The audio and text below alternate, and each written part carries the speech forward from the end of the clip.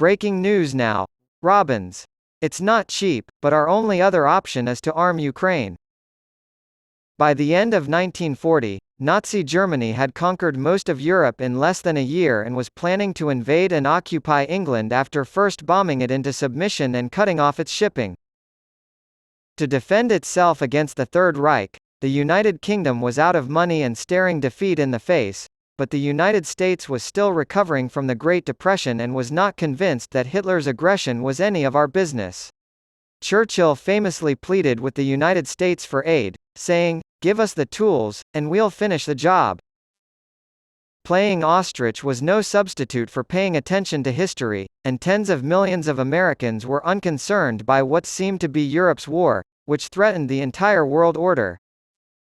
In order to help our ally, President Franklin Roosevelt, who had just won a third term by promising that American sons would not fight overseas again, came up with a scheme.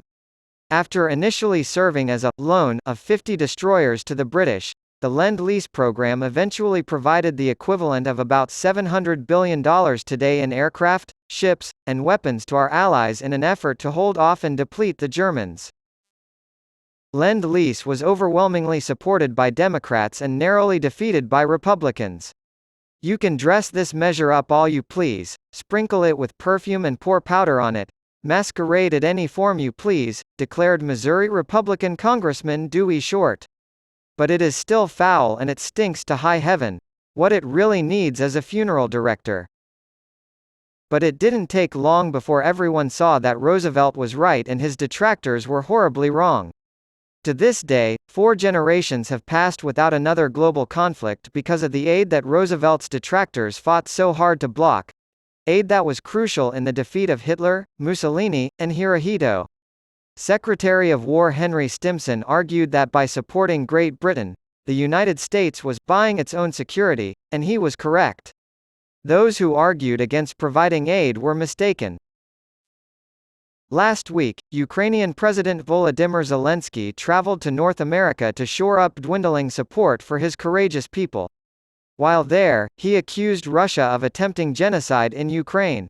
Label it what you will, but what is happening in Ukraine is a systematic attempt to suffocate the population into submission so that a murderous despot can exert his control over the country. Saying, "I believe you're supporting either Ukraine or Russia," Zelensky guessed that the other side was Russia. "You're helping Russia out by undermining Ukraine, you say? That's how easy it is." A cauldron of pro-Putin proselytizers, partisan madness, and short-sightedness have combined to weaken American resolve to do what Americans must do if Putin is not to enslave Ukrainians and threaten a wider swath of Europe. According to a CNN poll from earlier this month, 55% of Americans and 71% of Republicans think Congress should stop funding for Ukraine. It doesn't take much introspection to realize that it's not in President Biden's political interest to send more than $100 billion in taxpayer funds to a country that many of us couldn't find on a map 2 years ago. At a time when the majority of Americans are unhappy with the way he is handling the economy, this is especially true. What Biden has done and is doing to prevent Putin from annihilating Ukraine is unprecedented in its boldness and leadership. Even though many of us won't be alive to read the history books when they're written, future generations will recognize it for what it is. Boston-based attorney and former assistant U.S. attorney and U.S. delegate to the UN Human Rights Council Jeff Robbins practices law,